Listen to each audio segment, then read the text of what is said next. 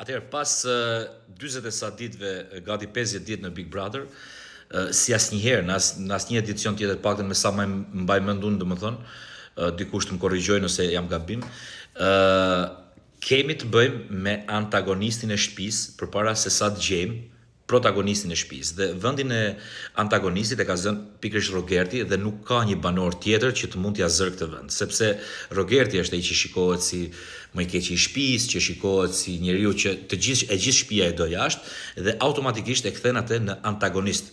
Mirë po, çdo antagonist ka nevojë për një protagonist. Kështu që ajo që duhet të bëjnë banorët e tjerë është të zënë pikërisht këtë vend, vendin e protagonistit.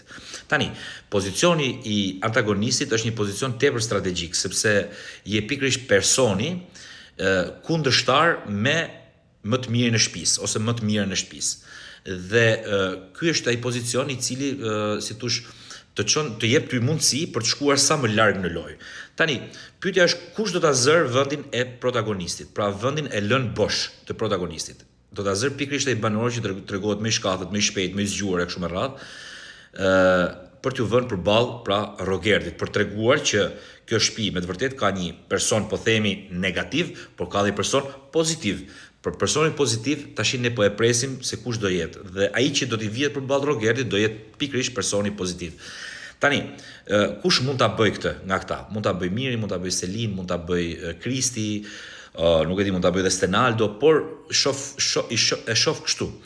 Kristin Rogerti e ka zbutur në raport me të, sepse duke e qujtë generale kështu me radhë, por Kristi mund të bëjë dhe lojën tjetër, që ta ruaj për më vonë këtë, pra pasi të kenë dalë dhe disa banorë të tjerë. Mund të jetë kjo strategji e Kristit.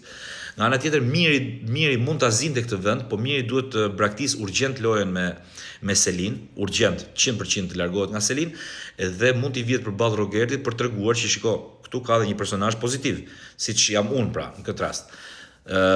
Nga ana tjetër, po, mund ta bëj Mateo mund ta bëj, por Mateo duhet i herë të mbylli gjitha llogaritë me Brikenën, të sqarohet përfundimisht si do shkojë kjo marrëdhënie, sepse kjo marrëdhënie po i merr shumë energji, të paktën në raport me lojën.